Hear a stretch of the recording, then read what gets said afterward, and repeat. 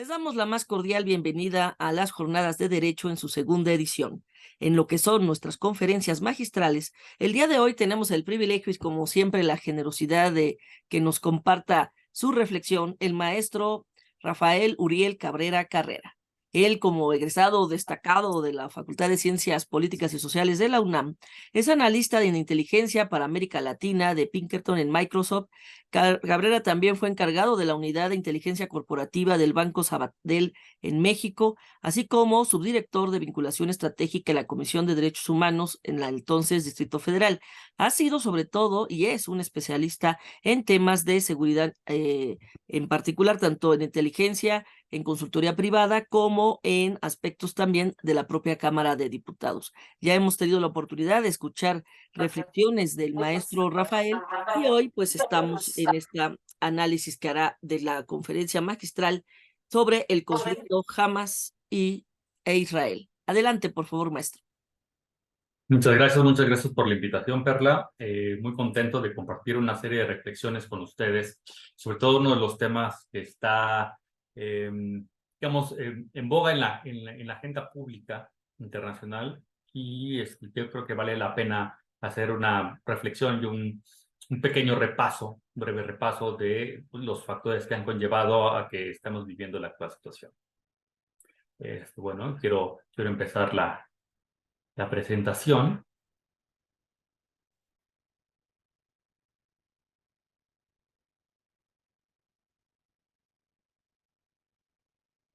Sin antes mencionar que es necesario hacer un repaso histórico de este conflicto. Bueno, el conflicto palestino-israelí es probablemente el asunto geopolítico que tiene el carácter ideológico-religioso más acentuado en el mundo. La disputa, si bien es territorial, por el reconocimiento de áreas geográficas, para cada una de las dos naciones. La zona en general no tiene petróleo o alguna otra riqueza natural que sea sustantiva para el desarrollo de la industria actual.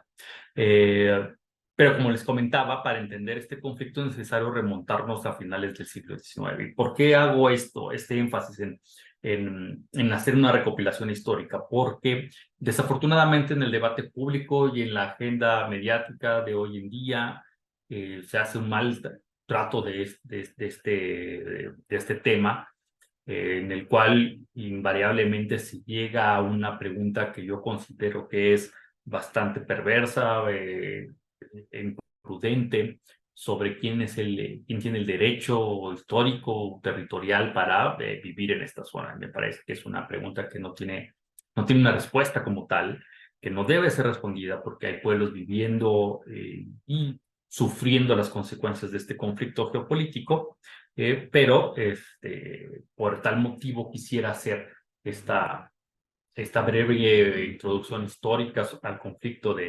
entre Palestina e Israel y hoy en día en específico entre Hamas y el Estado de Israel. Remontémonos entonces al siglo XIX, cuando una postura ideológica conocida como el sionismo empezó a difuminarse por varios países de Europa. El sionismo es una idea que reconoce el aspecto de un territorio, una nación. Y en ese caso, para la nación judía, que en ese entonces se encontraba ampliamente desperdigada por Europa del Este, Europa del Sur y medianamente en Norteamérica. La dispersión del pueblo judío hacia estas latitudes se da posteriormente al siglo I después de Cristo, cuando en la región de Canaán, lo que hoy conocemos como Palestina e Israel, fue controlada por los romanos, los cuales nunca aceptaron una convivencia práctica con el judaísmo y de alguna u otra forma provocaron la expulsión de las comunidades judías de la zona. Este fenómeno fue mejor conocido como la diáspora. Sin embargo, cabe resaltar que en la zona también coexistieron grupos de asirios, arameos o filisteos, los cuales posteriormente fueron, o los llamamos como palestinos. Los judíos de ese entonces se dispersaron por la cuenca del Mediterráneo, que también se dispersaron hasta lo que hoy es Irak. Los judíos se establecieron también en Europa y los que adoptaron los idiomas tipo latino fueron considerados como judíos sefardíes, mientras que aquellos que adoptaron el yiddish una variante del alemán, son los grupos que hoy conocemos como askenazis. Mientras los demás fueron los judíos orientales que se convirtieron en arabehablantes. Esto solamente para ejemplificar cómo fue el proceso de dispersión del pueblo judío posteriormente al siglo I. Y desafortunadamente, en cada uno de los casos que menciono, tanto en el Mediterráneo como en Europa del Este, medianamente también en el resto de Medio Oriente, las comunidades judías sufrieron discriminación y expulsión y acoso y asedio constante, especialmente en Europa, por parte de religionarios cristianos, de tal forma que este sentimiento de no pertenencia y de persecución duró desde el siglo I hasta el siglo XIX, ¿no? Y esto provocó que por muchas de estas comunidades fueran migrando y fueran tratando de buscar lugares donde pudieran acomodarse, ¿no? Y esto lo hacen sobre todo en Alemania, en la parte de Europa del Este, en específico en Polonia, en Rusia, en República Checa, en Austria. Y en esas regiones es principalmente donde surge, ya hasta el siglo XIX, la ideología del sionismo, impulsada por Theodor Herzl. Es importante mencionar que el surgimiento de esta corriente se da en un contexto donde pueblos checos, húngaros, rumanos, búlgaros, que estaban bajo dominio de alguna potencia hegemónica, voy hablando esto del siglo XIX, como los imperios alemán, otomano, ruso o el imperio austrohúngaro, buscaban una independencia y tener un gobierno independiente autónomo con base en su consistencia étnica y nacional. Es decir, los búlgaros querían un estado gobernado, independiente, conformado por búlgaros. Lo mismo lo hablamos del caso de los rumanos, y este sentimiento de pertenencia nacional también impregna a las comunidades judías que habitaban especialmente en Europa del Este. Lo que digo es que esta idea independentista basada en lengua, en religión, poluló básicamente en toda Europa. Y esto a la par de una ola de antisemitismo creciente que recrudeció en Europa desde finales del siglo XIX hasta mediados del siglo XX, y después, bueno, tocaremos este tema un poquito más adelante. Por su parte, el territorio que hoy es parte del conflicto que estamos analizando formaba parte del territorio del Imperio Otomano, después de haber sido dominado por muchos siglos previamente por griegos, por romanos, por árabes, por turcos. Maestro, se quedó en la presentación, en la carátula. Creo que nada más es ponerle presentación para que vaya corriendo. Perdón, adelante. Adelante. Listo, sí, No hay gracias. muchas gracias. Sí, adelante, sí, perfecto. Gracias por la nota. A veces uno empieza a hablar y hablar y hablar. Y bueno, los judíos, no forzosamente fundamentalistas de ese entonces, adoptaron el sionismo bajo la idea de crear un Estado judío con territorio propio, independiente, de tal forma que empresarios, artistas, políticos judíos consolidaron este movimiento acercándose con gobiernos de otras potencias, como es el caso de Inglaterra, para promover el ideal de conseguir un territorio propio. Inglaterra, ¿por qué Inglaterra? Porque es básicamente la potencia que empieza a tener presencia fundamental en las rutas o en el trasiego entre las Indias y Europa, y por ende el Medio Oriente era un punto fundamental para el imperio británico. Dentro de esta idea de conseguir un territorio propio, las comunidades judías sionistas pensaron en territorios en Uganda, en Argentina, en Irak. Incluso se llegó a mencionar la parte más austral de la península de Baja California, pero digamos que la connotación histórica del pueblo judío les hizo elegir que la mejor zona para migrar y coexistir como pueblo judío tendría que ser lo que ellos consideran como su tierra prometida, que es pues, la región del Canaán, que hoy en día pues, es el territorio que estamos viendo en conflicto.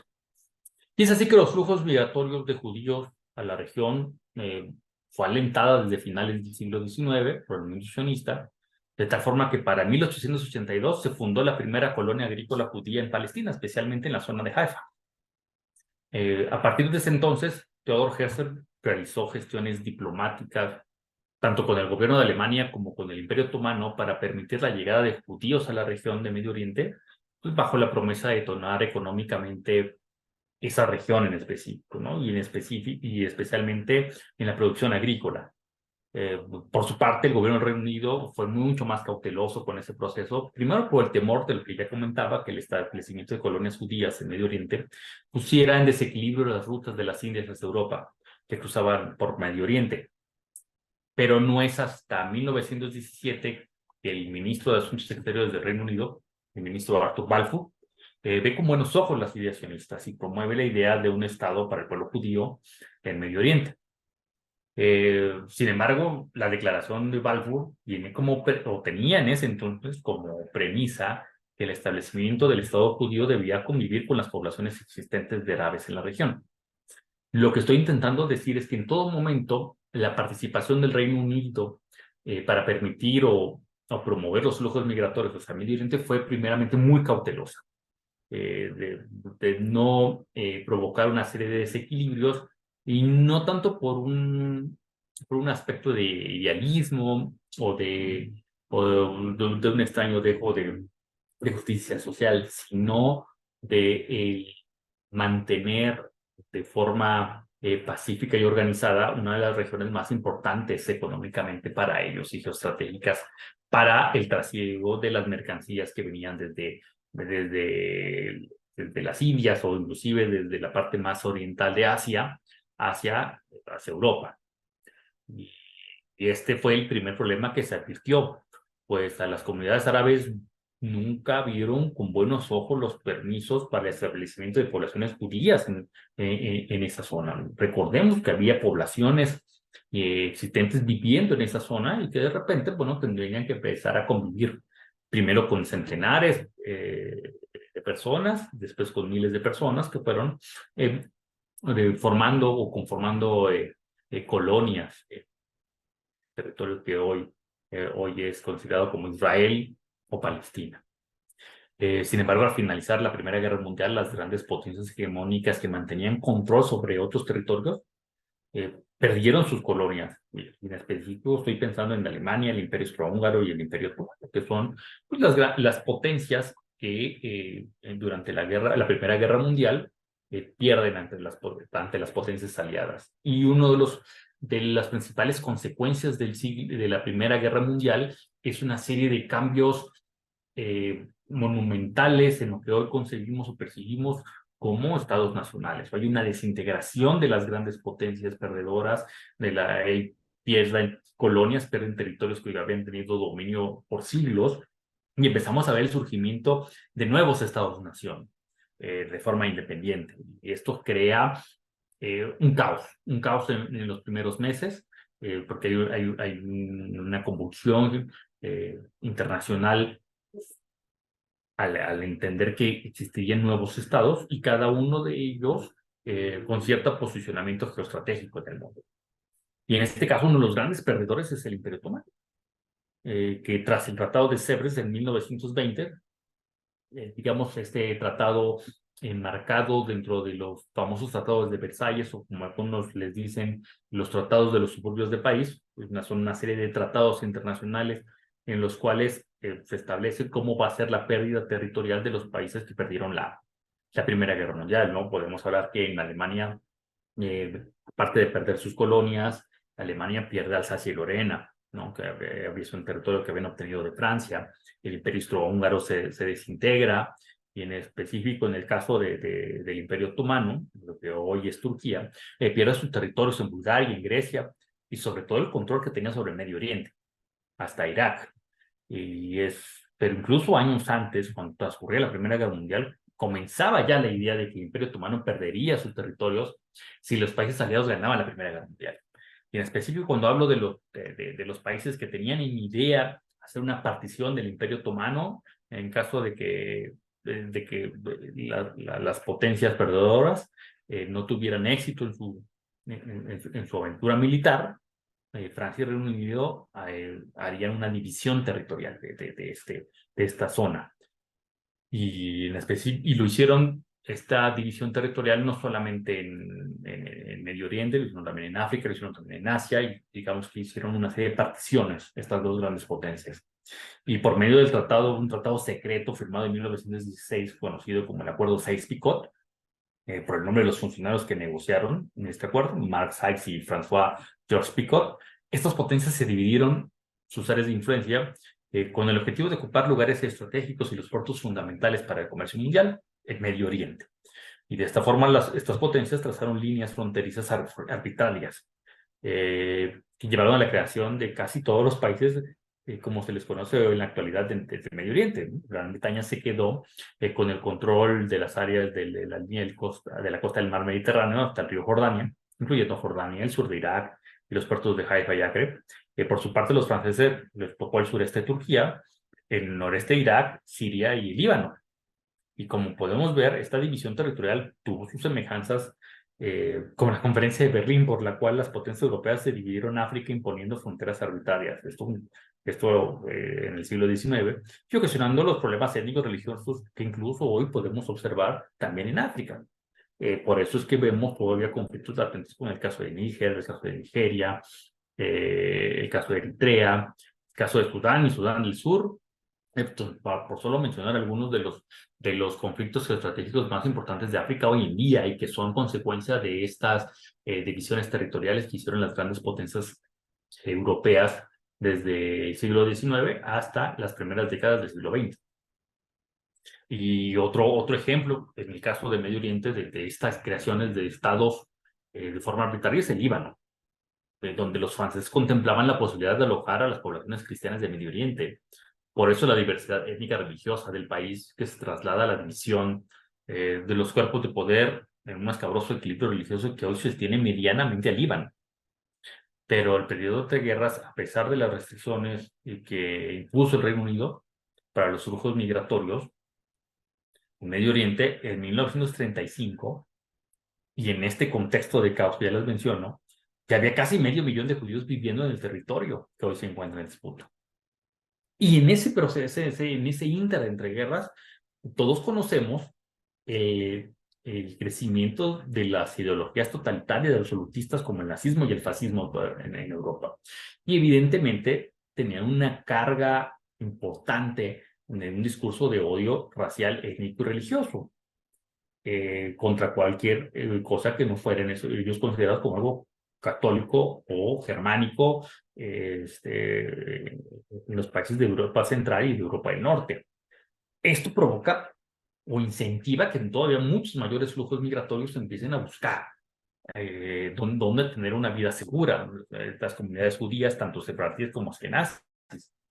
Y este proceso de flujos migratorios condujo a varias revueltas entre 1929 y 1936 de las poblaciones árabes que buscaron desplazar a los asentamientos judíos. Es decir, los judíos empiezan a ser acosados y tienen que emigrar de Europa, llegan a Medio Oriente y llegan a Medio Oriente a un territorio ocupado y de personas que no están de acuerdo con, en ese momento, con la convivencia y sobre todo con que estos asentamientos tuvieran territorios que ellos consideran como propios, ¿no? Las poblaciones árabes, que conocemos como palestinos.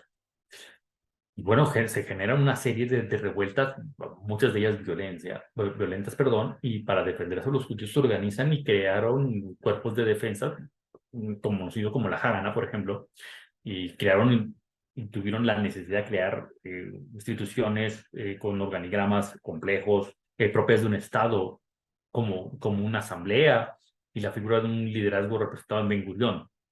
Sin embargo, el problema se agudiza después de la Segunda Guerra Mundial, por las obvias razones, que ya todos sabemos, sobre los estragos de la Segunda Guerra Mundial sobre la comunidad judía en Europa, y provocadas por estos gobiernos totalitarios y antisemitas, que incentivan que para ese entonces ya estuviéramos hablando entre medio millón y 1 millón de personas que estaban migrando hacia la región del Medio Oriente.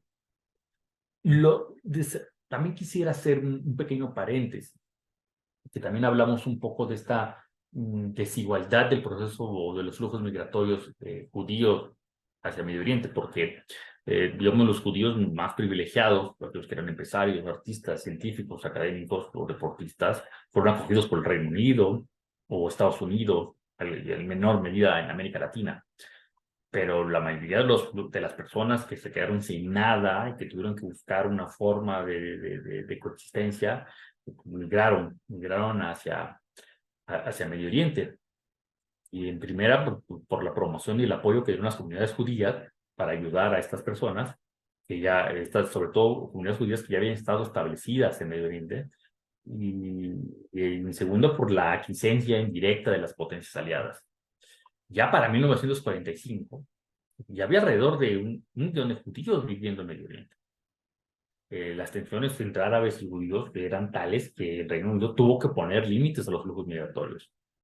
Por su parte, las comunidades judías en Palestina organizaron ataques contra instalaciones de los británicos para forzarlos a tomar una decisión de apoyo a las comunidades judías. Digamos que el Reino Unido se vio a sí mismo una disyuntiva de no saber cómo resolver el conflicto ante el levantamiento y revueltas de las poblaciones árabes y, por otro lado, la presión de las comunidades judías para que el Reino Unido tomara una solución de cómo iba a distribuir los territorios en esa zona. Y no es hasta 1947 que en el marco de la recién creada Organización de las Naciones Unidas se decide la partición de Palestina en dos estados con territorios divididos y que en la práctica resultarían poco funcionales porque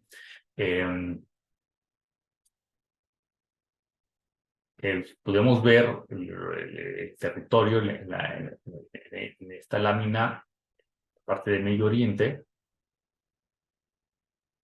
en este en específico, en el plan de 1947, vemos en color verde las poblaciones árabes.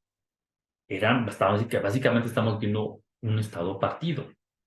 Y funcionalmente es tremendamente complejo que un estado partido funcione. Y esto básicamente nos auguraba todo el mal resultado y el mal presagio que hoy en día estamos viendo y observando del proceso de paz y de guerra en Medio Oriente. Pero retomando el tema de la participación de las Naciones Unidas, pues, con este plan de partición de 1947, pues las poblaciones árabes obviamente rechazaron este acuerdo, nunca contó con la aceptación de las partes involucradas y comenzaron ataques contra las poblaciones judías, incluso sin que el Reino Unido dejara todavía tener control del territorio. Por su parte, el Reino Unido, ante el escenario problemático que se había gestado, hace un movimiento que en ese entonces fue tremendamente criticado y a toro pasado, pues sigue siendo tremendamente criticado, como retirar sus tropas, incluso antes de que concluyera el tiempo acordado de su mandato por las Naciones Unidas en esa zona. Simplemente, y vemos que el Reino Unido decide salirse de ese problema y que ese problema lo tuvieran que resolver entre las comunidades judías y las comunidades árabes. Y el 14 de mayo de 1948, tropas sirias, libanesas, egipcias, jordanas e iraquíes realizaron una ofensiva militar, iniciando la guerra de 1948. Esta guerra la gana Israel debido a que muchos de sus combatientes tenían experiencia militar en el Reino Unido y Rusia. Algunos habían estado inclusive combatiendo durante la Segunda Guerra Mundial. Otros formaron parte de estos cuerpos de defensa que se iniciaron en el periodo entre guerras para mantener seguras a las comunidades judías en Medio Oriente. Y también, por otro lado, pues, la falta de coordinación de las tropas árabes. En ese sentido, quisiera resaltar que estos estados y su organización también eran relativamente nuevos. Por lo menos su organización militar todavía era bastante precaria. Entonces, digamos que eso explica mucho por qué los países árabes que inician esta guerra, y como veremos en las subsecuentes guerras, todas han iniciado por parte de los estados árabes. Y han sido todas y cada una de ellas un fracaso rotundo en términos militares. Pero regresando a esta guerra en específico, el resultado fue que Palestina perdió aún más territorio, perdiendo 3/4 partes de su territorio y sin tener un estado definido y reconocido por el mundo. Y por su parte, Egipto perdió inclusive hasta la zona del Sinaí. los estados árabes evidentemente no reconocieron la paz mediada por la ONU y mucho menos las nuevas fronteras. Siguieron desconociendo a Israel como un estado independiente y tuvieron que aceptar en sus fronteras a millones de refugiados. Desde ahí empezó a gestarse también un problema de crisis humanitaria, de la crisis de los refugiados palestinos, tanto en Jordania como en Líbano como en Siria. Desde ahí empezó este fenómeno bastante perverso de alojar ahí a las poblaciones palestinas que no tenían eh, casa, no tenían dónde seguir viviendo y que fueron desplazados. Obviamente el conflicto permaneció latente y en 1956 el gobierno de Egipto nacionalizó el canal de Suez, una movida geoestratégica porque el canal de Suez es, si nos vemos el mapa en el que estamos hoy, ahora mismo viendo, en la parte más al sur, bueno, vemos la frontera entre Egipto e Israel, pero también por esa zona pues, hay un estrecho, que es el Canal del Suez, y que es muy importante para el trasiego de mercancías que salen de Medio Oriente y que, digamos que rodean toda la península arábiga y que buscan ser transportadas hasta el mar Mediterráneo. Pasar por lo que hoy es Grecia, Italia, Francia, España, ¿no? Por esta parte. Entonces, esa conexión que es muy importante se hace a través del canal de Suez. Y el gobierno de Egipto decide nacionalizar ese canal de Suez, lo cual incrementa las tensiones en la región tremendamente, debido a que los principales afectados, Reino Unido y Francia, buscan junto con Israel realizar un ataque conjunto para retomar el control del canal de Suez. Hubo una serie de confrontaciones que tuvieron el potencial de expandirse por la región otra vez, y no es hasta la intervención de Estados Unidos y de la Unión Soviética en ese entonces que el conflicto se desescala. Sin embargo, este hecho marcó un antes y después, ya que esto significó que la negociación de la paz de ahora en adelante tendría que tener el aval y la intermediación obligatoria de los Estados Unidos y de la Unión Soviética, las dos grandes potencias eh, que tenían el poder global, por así decirlo. Y esto, pues, evidentemente, es un cambio de paradigma en la región. Básicamente nos está enmarcando en la Guerra Fría, entre la Unión Soviética y Estados Unidos como las dos grandes potencias que van a tener la capacidad de resolver un problema, ya sea regional o global. O sea, ningún casus belli o una conflagración internacional no va a pasar su solución sin el aval de ninguna de estas dos grandes potencias. Entonces, este es el paradigma de la Guerra Fría por el cual se va a desenvolver este conflicto. Y en 1967 inicia la Guerra de los 6 días, cuando Egipto intenta recuperar el Sinaí, así como el Golfo de Aqaba, los cuales perdió durante la Primera Guerra con Israel. Sin embargo, el resultado fue contraproducente para los palestinos, porque Israel no solamente ganó la guerra otra vez, sino que y lo hace de forma muy rápida, en 6 días, sino que se apodera de Cisjordania, de Gaza, de los altos del Golán, esto en la frontera con Siria, y de toda Jerusalén. Y esto provoca que más palestinos fueran expulsados de su territorio y obligados a vivir en campos de refugiados en Jordania, Líbano y Siria. De hecho, hoy en día hay más palestinos viviendo en condiciones precarias en campos de refugiados que en Cisjordania o en la Franja de Gaza. Posteriormente, tan solo 6 años después, Siria y Egipto intentaron una nueva ofensiva, la llamada Guerra de Yom Kippur, la cual fue infructuosa y conllevó a que en su solución intervinieran los cascos azules de las Naciones Unidas. Es decir, el conflicto en ese momento empezó a ser ya un asunto global. Y quiero resaltar que la toma de los altos del Golán fue, digamos, lo que provocó que se acentuaran las batallas durante esta guerra. Es que esta región específica entre Siria e Israel tiene una preponderancia geográfica especial, pues los ríos que cubren la zona alimentan el lago Tiberíades, que es una de las principales fuentes hídricas de Israel. Por tal motivo, Israel se ha negado a devolver esta región a Siria por miedo a que Siria desvíe el curso de las aguas de origen y entonces Israel se quede sin una de sus principales fuentes hídricas. Pero bueno, regresando al conflicto, las afectaciones de las guerras produjeron consecuencias económicas gravísimas, tanto en los países árabes como en el propio Israel. Y de esta forma, el presidente de Egipto reconociendo que era imposible y un despropósito iniciar otra guerra, reconoce al Estado de Israel. Y por su parte, Israel, presionado por Estados Unidos, busca negociar la paz con Egipto. De tal forma que en 1978, en Campo David, en Estados Unidos, los dos países acordaron la paz bajo la negociación del país sede, ¿no? Y con estos acuerdos terminó el estado de guerra entre ambos países. Israel retiró sus tropas de Sinaí, Egipto prometió no volver a atacar a Israel y permitió el paso de los barcos israelíes por el canal del Suez.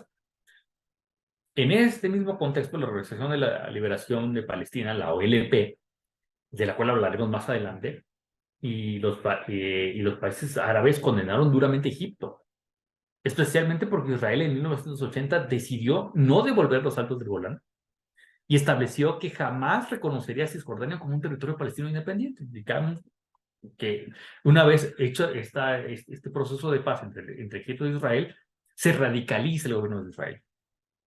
¿Qué pasa en el mundo ante esta radicalización del gobierno de Israel? La opinión internacional se vuelve en contra de Israel y permitió que muchos grupos de palestinos fueran envolviéndose y organizándose en opciones de lucha cada vez más radicales. Y esto ello implicó que en 1987 iniciaron una serie de revueltas violentas entre palestinos de Gaza y Cisjordania contra los asentamientos judíos y las fuerzas de seguridad de Israel. A esas revueltas se les conoce como la primera intifada. Es muy importante mencionar esto. Porque estas revueltas tuvieron una respuesta inmediata por parte de Israel, lo cual acrecentó las críticas contra la causa israelí e incluso dentro de muchos grupos de judíos de todo el mundo, porque la respuesta fue totalmente desproporcionada ante la intifada. En la intifada pues, eran grupos de revueltas de personas armados con lo que tenían, piedras, palo, algunos sí ya con armas, pero incapaces de mantener un enfrentamiento directo contra un ejército tremendamente bien organizado y equipado como el ejército de Israel. ¿Qué es lo que sucede? Bueno, evidentemente pues, hay una serie de masacres para acabar con estas revueltas que provocan el incremento de las críticas hacia el Estado de Israel y sus respuestas ante los conflictos que se viven en la región. Y la presión internacional y el cambio de gobierno de Israel por una postura mucho más moderada, como la de Isaac Rabin, y el liderazgo de Yasser Arafat en la OLP, pues en este contexto de conflicto, son claves para que se desescale el problema y se inicie un proceso de paz, el cual fue hasta el cual este proceso de paz nos dio un buen paréntesis de tranquilidad, por así decirlo, por lo menos hasta la década de este siglo, a la segunda década de este siglo. Y es decir, fue el paso más fructífero para la reducción de tensiones en la región. Y este proceso de paz eh, se le conoce como los Acuerdos de Oslo y son firmados en 1993 por los cuales Israel reconoce la OLP. La OLP, por su parte, reconoce el derecho de Israel a existir como Estado. Las tropas israelíes serían parcialmente retiradas de las zonas palestinas y permitiría que los territorios palestinos pudieran autogobernarse. Esto es un hecho muy, muy importante, por el cual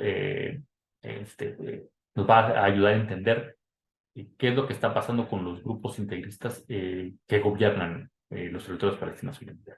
Bueno, pero no me quiero adelantar todavía. Quiero solamente mencionar que estos acuerdos desafortunadamente hicieron a un lado otra vez a los refugiados palestinos que viven en los campos en las fronteras con Jordania, con Líbano y con Siria. Si bien hay un acuerdo, hay un crecimiento, las negociaciones hacia un punto mucho más fructífero, dejan de lado otra vez, de forma sistemática, la situación de los refugiados palestinos. Entendieron todos estos acontecimientos, es fundamental ahora entender cómo es la forma de organización de los palestinos después de los acuerdos de Oslo, porque es lo que nos va a permitir explicarnos el surgimiento de grupos integristas islámicos como Hamas.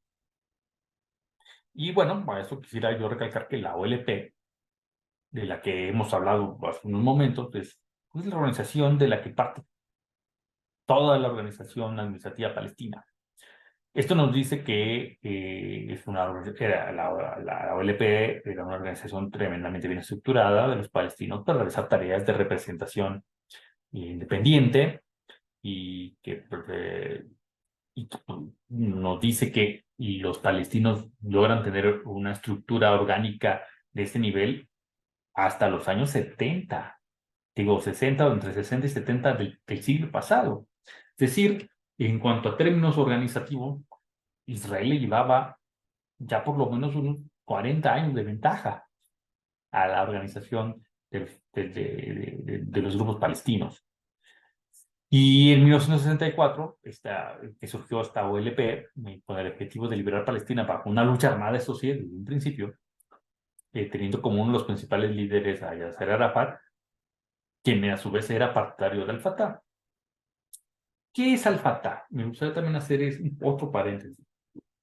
Es decir, que Al-Fatah, el grupo preponderante que toma el liderazgo de la OLP, tiene o está basado en una idea política árabe nacionalista, pero con una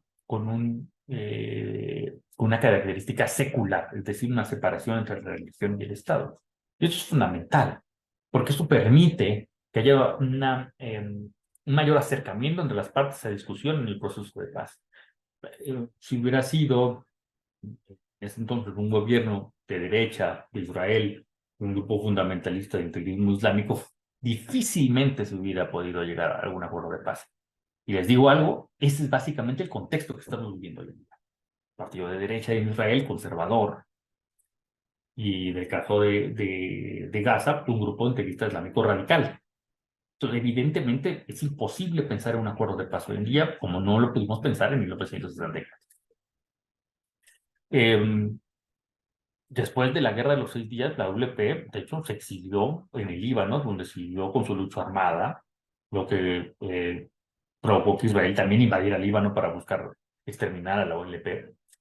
Pero pues, la OLP pues, es reconocida ya en 1974 de manera internacional como representante del pueblo palestino. Esto obliga al Estado de Israel también a tener puentes de negociación con la OLP, en la cual, de hecho, cuando tuvo que salir del Líbano, se estableció en Túnez, y que no es hasta la primera intifada que ya había comentado, que la OLP empezó a navegar hacia la diplomacia, logrando los ya mencionados acuerdos políticos de Oslo.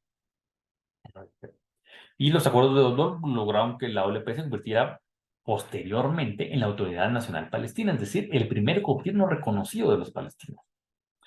Sin embargo, todos estos palestinos inconformes con las negociaciones de la ANP, en las cuales ellos consideran que la ANP o permite demasiadas concesiones hacia Israel, se organizan bajo una idea yihadista y religiosa. Y es de esta forma que surge Hamas, ya en la década de los 90. Y Hamas pues, tiene un éxito tremendo en lograr una serie de beneficios comunitarios en materia pues, de construcción de hospitales, de escuelas, de centros religiosos, digamos, que tiene un carácter tremendamente comunitario, y eso le da tremenda popularidad. Y por otro lado, Hamas, a la par que hace esta tarea interna, especialmente dentro de la Franja de Gaza, es, también busca apoyos internacionales y posiciona a su ideología anti-israelita incluso fuera de los territorios, de los territorios palestinos. Y es así que a partir de pues, la década de los 90 tenemos tanto a Hamas como a la ANP como grupos representantes de los pueblos palestinos. Uno reconocido internacionalmente y el otro considerado como un grupo terrorista por Occidente. Especialmente después de la segunda intifada que se da ya en este siglo.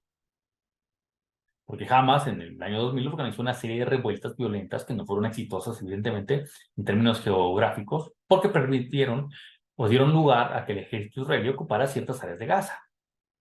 Posteriormente, en 2005, Israel pues, retira sus tropas de colonos de Gaza, quedando el poder en esta zona completamente en manos de Hamas, el cual gana las elecciones en 2006 y desde ese entonces ha gobernado esa región, la Franja de Gaza.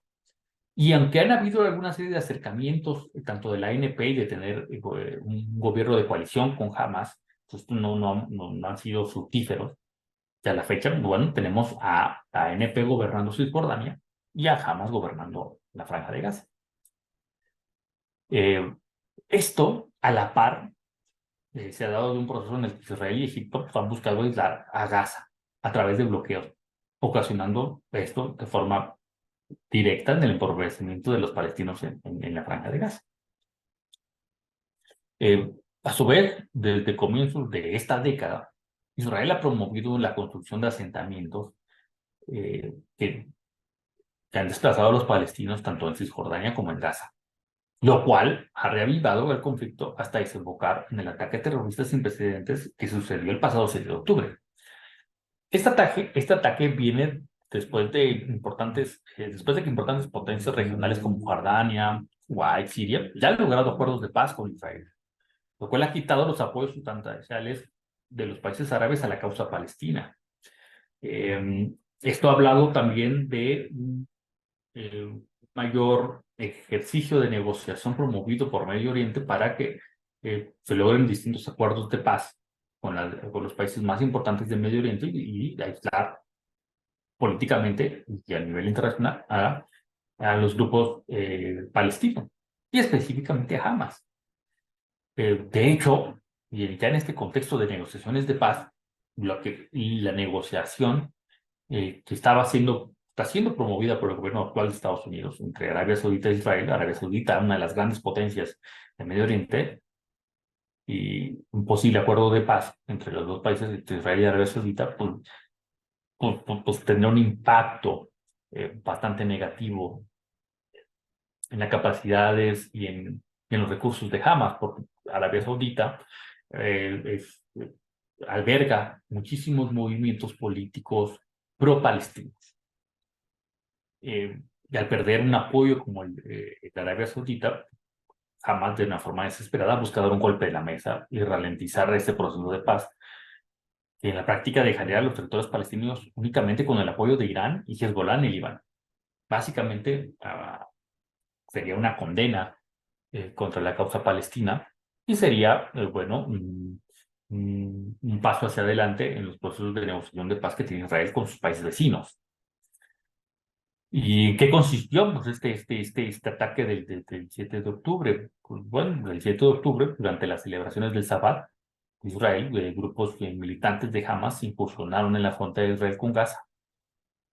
Al mismo tiempo que se hace esta incursión terrestre, pues los militantes de Hamas desde la Franja de Gaza lanzan más de 5.000 cohetes contra territorio israelí, menguando las capacidades de respuesta de las fuerzas de seguridad israelitas. Y pues, esto o permite que militantes de Hamas que entran en el territorio israelí realicen ataques indiscriminados contra población civil y militar, causando la muerte de al menos 1.500 personas y secuestrando a más de 200 personas de diferentes nacionalidades, tomándolos como rehenes y llevándolos a la Franja de Gaza, lo cual es un ejercicio, en otras palabras, de escudo humano. Por su parte, pues, la respuesta de Israel también ha sido otra vez desproporcionada y puede ser peor.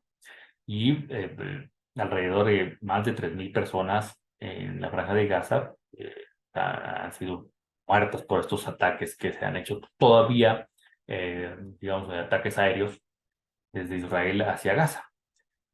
El objetivo declarado de la operación militar israelí es destruir la capacidad militar de Hamas y a sus dirigentes. Israel sigue bombardeando Gaza por aire, los bombardea también por mar y por tierra. Y los intercambios armados en la frontera entre Israel y Líbano con Hezbollah y facciones palestinas han continuado a diario. Es decir, que el grupo integrista islámico de Hezbollah en Líbano también ha entrado en esta contienda, ¿no? Aunque de forma muy dispersa, muy tenue. Pero esto permite que las fuerzas de defensa de Israel pues, se tengan que dispersar en aras de controlar los distintos ataques en distintos frentes. Y esta participación de Hezbollah aumenta el riesgo de que el conflicto se extienda. Y es probable que el objetivo militar declarado de destruir militarmente a Hamas en Gaza siga siendo la prioridad, aunque probablemente se centre en el norte de Gaza, al igual que lo será disuadir activamente a Irán y a Hezbollah de regionalizar la guerra, es decir, de que el conflicto se escale y participe tanto Líbano como Irán en este proceso de guerra. Por su parte, Israel ha mantenido a varios altos cargos de Hamas en Gaza durante la guerra actual, entre ellos al ministro de Economía de facto, y mandos de alto nivel, y esperamos que continúen los intentos de asesinatos similares eh, contra líderes de Gaza, como fue el caso de Yahya Sinwar, que es uno de los comandantes militares más importantes de Hamas, y seguramente vamos a seguir viendo más de estos mm, asesinatos selectivos contra líderes de Hamas. Mm, el contexto sigue siendo de total preocupación, especialmente que el 17 de octubre Hamas declaró que está dispuesta a liberar incondicionalmente a los titulares de pasaportes extranjeros cuando las circunstancias lo permitieran, y con el objetivo de presionar a Israel, el cual ese mismo día anuncia una posible ofensiva por tierra, ingresar ya por tierra a territorio de Gaza. Eh, es- es- Creo yo en lo particular que esta táctica de negociación de rehenes va a ser poco fructífera, sobre todo por el contexto en el cual está hoy Israel. Hoy Israel, el gobierno de Netanyahu necesita una respuesta contundente para callar las críticas que tiene el interior de Israel. Y es que antes de que sucediera este ataque, eh, han habido una serie de protestas y manifestaciones en contra del gobierno de Netanyahu por una serie de reformas que son consideradas como poco democráticas, con la intención de minar las capacidades de la Suprema Corte de Israel, y entre otros temas que ha polarizado a la población israelí. Al final de cuentas, Netanyahu es un político de derecha, de mano dura, con un talante populista también, y esto ha exacerbado mucho las críticas al interior de Israel, ¿no? Ahora esta respuesta de Israel contra Hamas ante este ataque, una respuesta contundente, es una oportunidad para callar esas críticas. Sin embargo, esto puede alentar a que el conflicto escale. Y es probable que Israel siga rechazando cualquier negociación anticipada con Hamas y los interlocutores pertinentes que incluya o que exija a Israel para la liberación de los detenidos. Tanto rehenes, tanto del lado de Hamas como detenidos palestinos en las cárceles de Israel. O sea, no creo que haya un avance en estas negociaciones. Sin embargo, el significativo aumento previsto de víctimas palestinas impulsará continuamente a Israel a través de la presión de Estados Unidos y otros aliados occidentales a reequilibrar sus objetivos militares con una gestión sostenible del impacto humanitario en Gaza.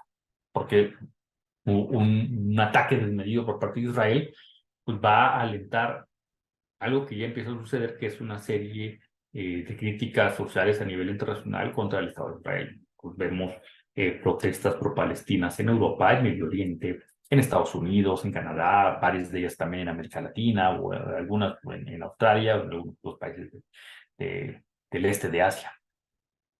En ese sentido, el 19 de octubre había autorizado una zona humanitaria al suroeste de Gaza y la entrada de ayuda a través de Egipto, aunque no a través de Israel. El 18 de octubre, el ministro israelí de Asuntos Exteriores, Eli Cohen, declaró que la superficie de Gaza tras la guerra se reducirá. Esta es la parte importante que quiero mencionar, porque lo cual sugiere con esta idea es que la intención de crear una zona tampón probablemente en el norte de Gaza. Ese es el objetivo del ejército israelí hoy en día. Y de ser así, esto aumentaría la probabilidad de que cualquier operación terrestre se limite a una gran medida de esta zona. Una incursión terrestre israelí duraría probablemente entre 1 y 3 meses, más si la guerra se regionaliza. Hamas mantiene todavía la capacidad de lanzar un elevado número de cohetes contra Israel, lo cual seguramente continuará, eh, muy centrado en zonas civiles situadas hasta 40 kilómetros de la frontera de Gaza, incluidas las ciudades de Askelon, Ashdod y Beersheba. También es probable que Hamas siga atacando el centro de Israel con mayor frecuencia que en anteriores enfrentamientos armados, así como realizará ataques contra infraestructuras críticas como el Aeropuerto Internacional Ben Gurion, centrales eléctricas y de abastecimiento de agua, contra el puerto de Ashdod o infraestructuras energéticas, especialmente en el sur de Ashkelon. Por otro lado, Hezbollah e Irán, a pesar de declaraciones, aún no han decidido si intervendrán más ampliamente en la guerra. Sin embargo, existe la probabilidad cada vez mayor de que se inicie un conflicto de varios frentes con Hezbollah si Israel responde de forma desproporcionada a los ataques, tanto en Gaza como en Líbano. Y, y esto hará que las milicias palestinas dentro del Líbano tengan una eh, mayor participación en ataques contra Israel. Esto podría hacer también que aumente el número de víctimas y la destrucción de infraestructuras. Básicamente, si Hezbollah desde Líbano decide tener una participación mucho más activa, va a recrudecer el conflicto. Y si hablábamos de un conflicto que podría durar entre 1 y 3 meses, podríamos estar hablando de que un conflicto de este tipo se eleve hasta los 6 meses o mucho más. Es probable que el gobierno de Israel también se abstenga de iniciar, por ende, un segundo frente con Hezbollah mientras avanza contra la guerra contra Hamas. Y de hecho, pues, los medios de comunicación afirman que el primer ministro Netanyahu había vetado una propuesta de su gabinete de atacar preventivamente a Hezbollah y que, de hecho, el mismo presidente Biden también instó a Israel a evitar atacar preventivamente a Hezbollah para no regionalizar el conflicto. Sin embargo, la posibilidad sigue vigente y estará vigente en las próximas semanas. Por tal motivo, por lo menos desde mi punto de vista, este conflicto entre ataques de ambas partes, desde Hamas, desde Gaza y de Israel hacia la franja de Gaza, probablemente continuará en los próximos 3 meses, cuando menos. Esto evidentemente tiene una serie de afectaciones geopolíticas que tienen impacto inclusive sobre la cadena de suministro, sobre las cadenas de logística de guerra, y esto puede también conllevar a que haya un encarecimiento de precios a nivel internacional. Esto también le permite a otras potencias que tienen responsabilidad o intereses en la región tomar un respiro, un posicionamiento. En específico estoy pensando en Rusia. Rusia, uno de los grandes, de las grandes potencias que pueden tener injerencia en este asunto. Me parece que este conflicto le termina conveniendo porque la distracción de la opinión pública internacional deja de estar sobre Ucrania y se concentra en el Medio Oriente. Y por otro lado, obliga a que Estados Unidos, uno de los principales socios de Ucrania, tenga que diversificar sus apoyos a Ucrania y también ayudar a Israel. Y esto, evidentemente, es una oportunidad que tiene Rusia en un momento en que se le está complicando la guerra que inició con Ucrania.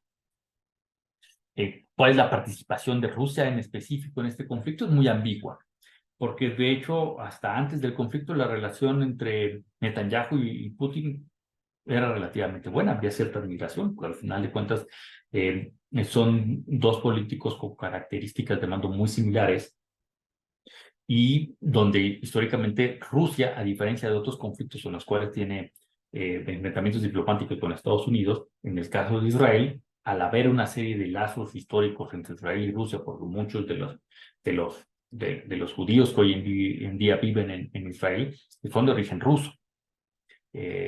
Y hay una serie de inversiones entre ambos países que también ha fortalecido sus relaciones. Entonces, Rusia ante este conflicto va a ser bastante ambiguo. Sin embargo, Putin, a pesar de este acercamiento que ha tenido históricamente con Netanyahu, fue reacio a condenar el ataque de Hamas. ¿Por qué? Porque otro de los grandes aliados de Rusia, que le ha ayudado a mantener cierta posición en esta guerra que tiene con Ucrania, pues es a través de uno de sus aliados internacionales, que es Irán. E Irán es una de las grandes potencias regionales que tienen amplia influencia en el Medio Oriente a través del financiamiento de grupos integristas islámicos. Financia en tanto a Hamas, en menor medida, pero también financia a Hezbollah, que es un grupo chiita.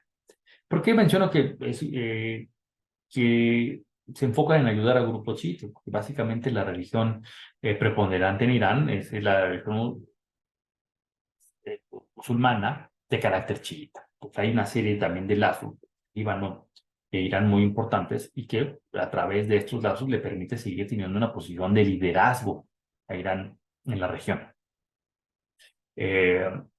Irán es actualmente uno de los principales proveedores de gas, de mercancías, de bienes básicos hacia Rusia, que ha sufrido las consecuencias de los bloqueos económicos por iniciar la guerra contra Ucrania. Y también son los principales proveedores de armas hacia Rusia. Evidentemente, esto hace que Rusia sea muy ambigua en su posicionamiento. Por otro lado, Arabia Saudita, la otra gran potencia en Medio Oriente, que ya empezaba a tener una idea de negociaciones de paz con Israel, seguramente este conflicto hará repensar el posicionamiento de Arabia Saudita, especialmente porque muchos de las comunidades de la población árabe saudí es pro-Palestina. Un apoyo a Israel generaría una serie de problemas internos. Sin embargo, esto nos habla de que puede tener cierto éxito la estrategia de Hamas de haber realizado este ataque y boicotear este posible acuerdo de paz de Arabia Saudita con Israel. Por otra parte, Arabia Saudita es uno de los principales financiadores de los grupos integristas islámicos que para Occidente los cataloga como grupos terroristas, ¿no? Financia también a Hamas, como lo hace también Irán, pero también ha financiado otros grupos radicales como el Estado Islámico, por ejemplo, o como Al-Qaeda, han tenido financiamiento directo por parte de Arabia Saudita. Y que lo hace sobre todo Arabia Saudita por mantener esta preponderancia del Islam suní. Entonces vemos cómo las dos grandes potencias de Medio Oriente también tienen su participación para tener un liderazgo y preponderancia en la región. Estados Unidos, por su parte, evidentemente ha sido históricamente un aliado de Israel, al cual considera como un enclave occidental dentro de una región muy conflictiva para los intereses occidentales. En este caso, el mantenimiento del Estado de Israel termina siendo muy conveniente para Estados Unidos tener una posición de aliados en una región geoestratégica como es esa parte del Medio Oriente. Y bueno, ya mencionando pues, los factores que participan en el proceso histórico, lo que sucedió con los ataques de Hamas en Israel, me gustaría decir que el conflicto palestino-israelí es un tema complejo, que ha sido objeto de discusión y debate en el ámbito del derecho internacional también. Y desde esa perspectiva, hay varias cuestiones a tener en cuenta para comprender el conflicto. Por un lado, la del derecho a la autodeterminación. El principio de autodeterminación del pueblo palestino es reconocido en diversas resoluciones y documentos internacionales. Esto implica que el pueblo palestino tiene derecho a determinar su propio destino y establecer su propio Estado. Asimismo, la Asamblea General de Naciones Unidas ha adoptado numerosas resoluciones relacionadas con el conflicto palestino-israelí. Por ejemplo, la resolución 181 de 1947 que estableció la participación de la región en dos estados, uno judío y otro árabe, que no ha sido plenamente implementado, obviamente. Asimismo, pues, desde la Guerra de los 6 Días en 1967, Israel ha ocupado y controlado varios territorios, incluyendo Cisjordania, Jerusalén Oriental y la Franja de Gaza. También se ha construido asentamientos israelíes en territorios eh, palestinos, y esto es visto por muchos como una violación al derecho internacional, ya que la Cuarta Convención de Ginebra prohíbe la transferencia de población por parte de una potencia ocupante a los territorios ocupados. Y desde la óptica de los derechos humanos y humanitarios, el conflicto también plantea cuestiones relacionadas a este tema. Ambas partes han sido acusadas de violaciones a estos principios, como el uso desproporcionado de la fuerza, las restricciones a la libertad de movimiento y la destrucción de propiedades. Es importante también tener en cuenta que existen diferentes perspectivas y opiniones sobre el tema y que el derecho internacional no siempre es claro o bien aplicado en la práctica. Sin embargo, estos son algunos de los aspectos más relevantes desde el punto de vista del derecho internacional.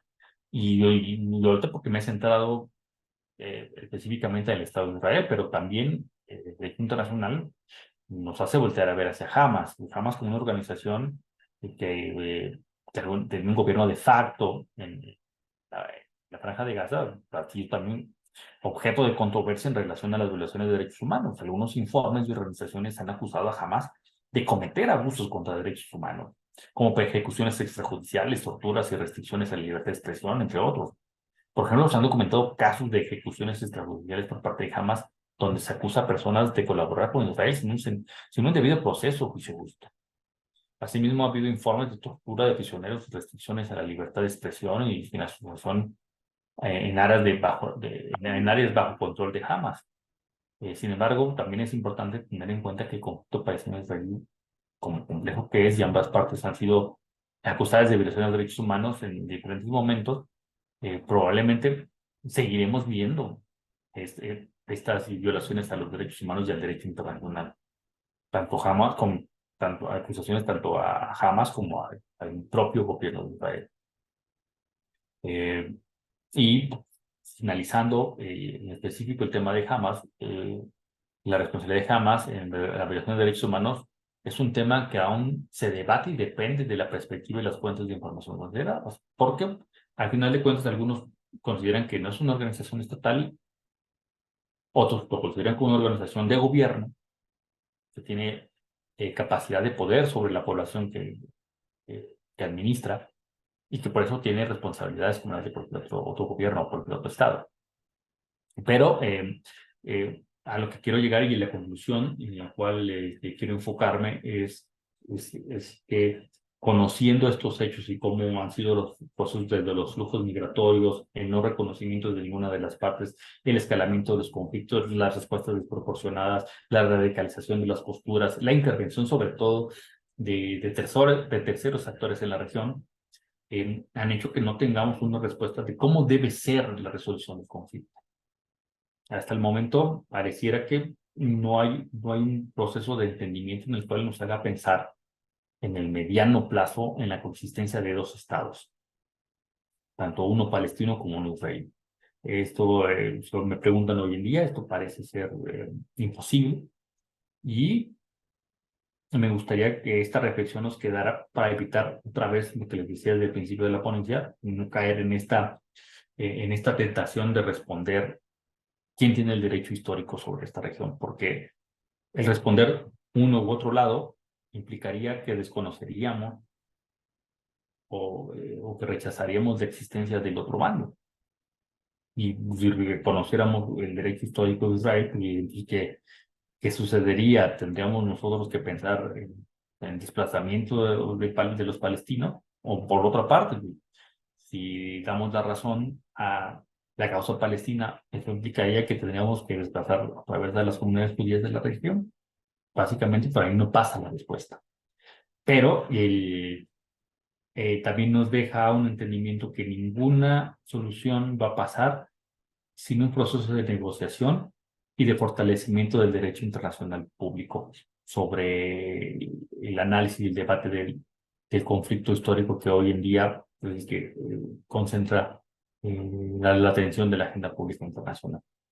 Y espero que, bueno, si bien este no fue un tema eminentemente de derecho, espero que les haya servido para tener estas consideraciones cuando ustedes estudien sobre derecho internacional, sobre derechos humanos, y que sea un tema referente de análisis para posteriores tesis o estudios que ustedes quieran llevar a cabo. Bueno, con esto finalizo mi conferencia, mi ponencia. Bueno, agradeciendo.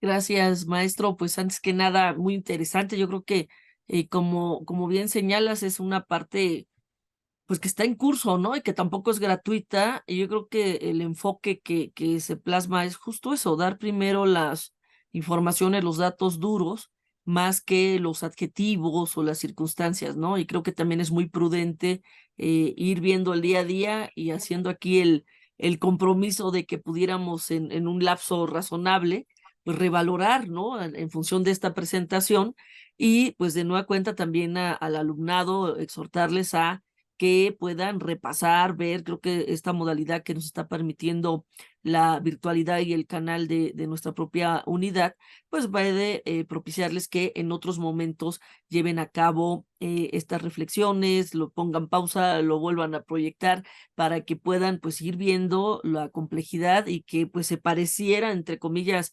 sencillo y pedagógico, pero es porque contamos con alguien que sabe de lo que está hablando y que pues lamentablemente sí estamos en un contexto delicado, pero es justo en la universidad donde no podemos dejar de hablar de estos temas. Así que pues de nueva cuenta, maestro, muchísimas gracias por esta participación, esta exposición, y pues les invitamos a todas y a todos a que consulten esta y otras conferencias magistrales en el marco de las Jornadas de Derecho en su segunda edición. Gracias y saludos.